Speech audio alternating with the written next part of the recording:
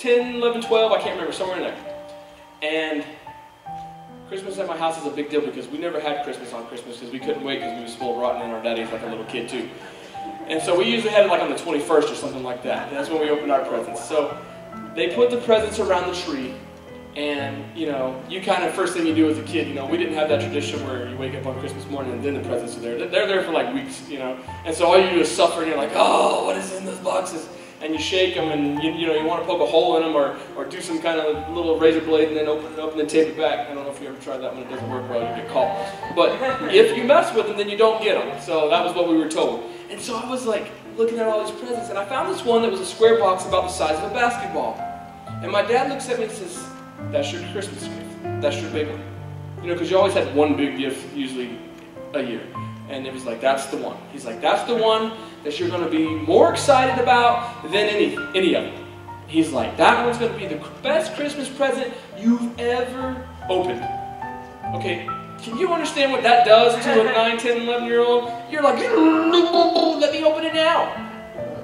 You get so excited. You begin to run through your mind, you're picking it up, you're shaking it, you think you know exactly what is in that box.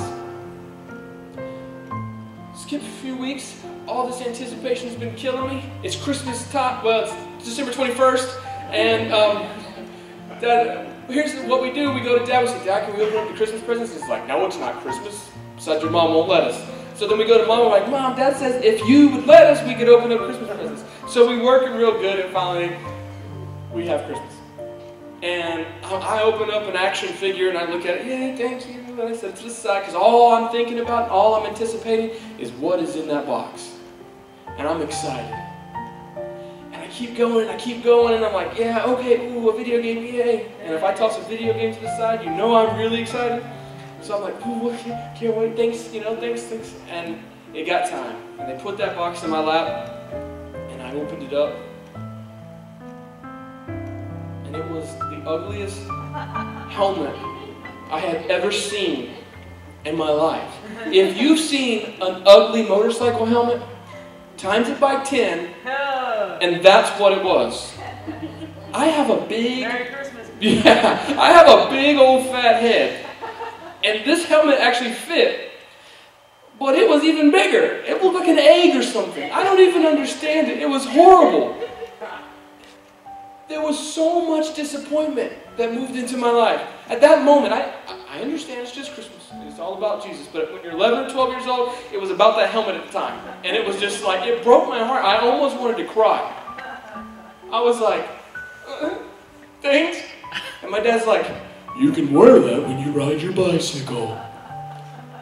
And without blinking an eye, I thought to myself, I will never ride my bicycle again. I thought this is the most horrible thing that I've ever received. I thought it was, I couldn't even treat it like it was a gag gift because I love my parents and I didn't want to break their heart. For whatever reason, they thought this was a good gift. But it wasn't the gift that I thought it was. And it didn't have the use or the value that I thought it had. And I didn't understand this gift.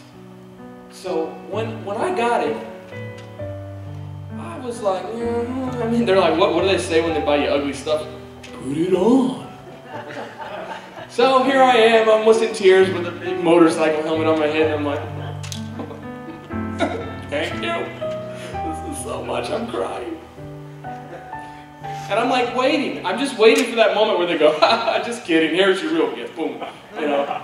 And it didn't happen. And we went through the rest of the Christmas presents, and everybody opened them up, and we had our Christmas music playing and our cookies and stuff, and we were sitting there as a family, and my dad got up and he's like, I gotta go to the restroom, or something. He went away where I didn't see him.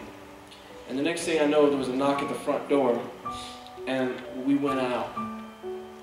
And there was, if you're 11, the coolest thing I had ever seen. It was a go-kart with roll bars and big tires and floodlights or headlights on it, on the roll bars, and an air horn on the bottom. And it was the coolest thing. And all of a sudden, I clinged to that helmet because I understood the value of it. And all of a sudden, it didn't matter what color the helmet was, or what size the helmet was, or how big it was, or how silly I looked in it. because I was happy to put it on and get in that go-kart and ride up and down that street. And it was amazing to me when I try to apply this to my life. Sometimes God gives us things, and because it's not what we thought they should be, and it doesn't line up with how we think God should do things. Going back to that video last year, could you read it? I really mean I listened to it.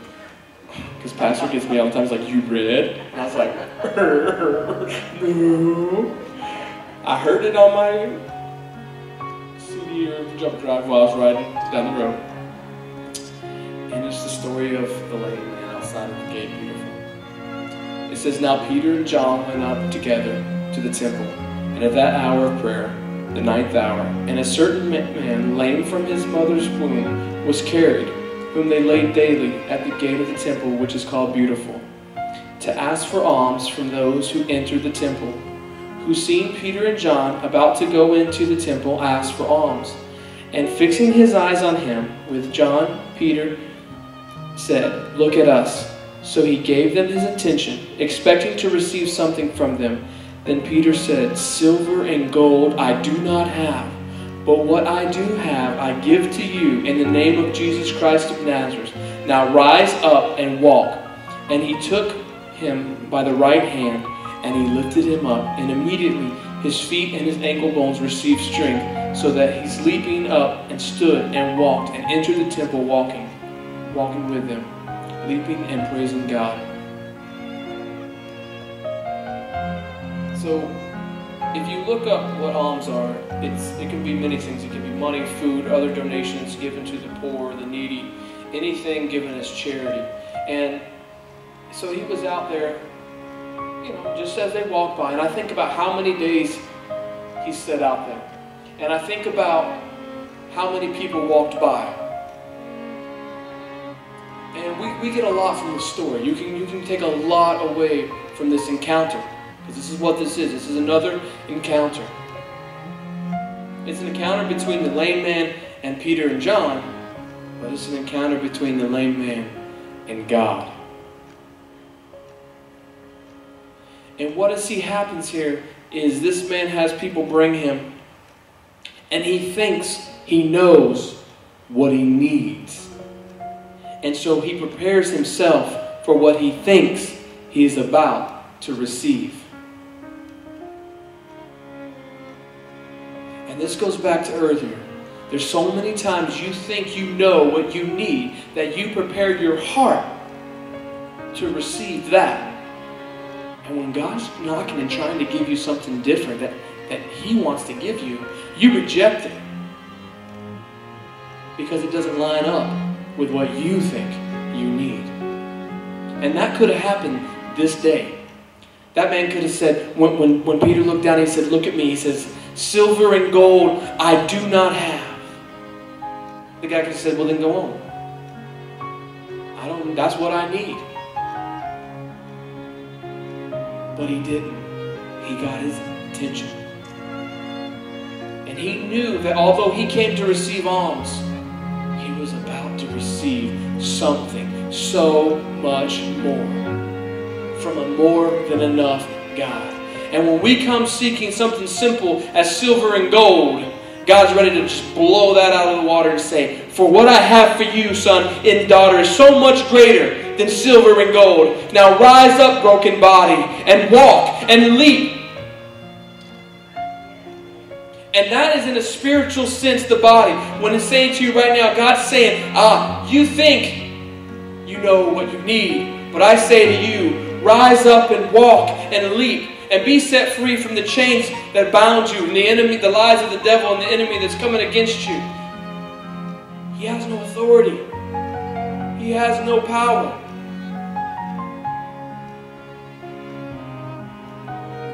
So you say, this guy came and he thought he knew what he wanted. Every day he sat out beside the gates when they would come through, and he would ask for silver and gold, and he would ask for food or whatever they would give him. Because Peter was obedient. God has a purpose. God has a plan for each person here. But it It requires trust and obedience. Do what He asks you to do. Move when He asks you to move. Be still when He asks you to be still. And we've got to get out of His way.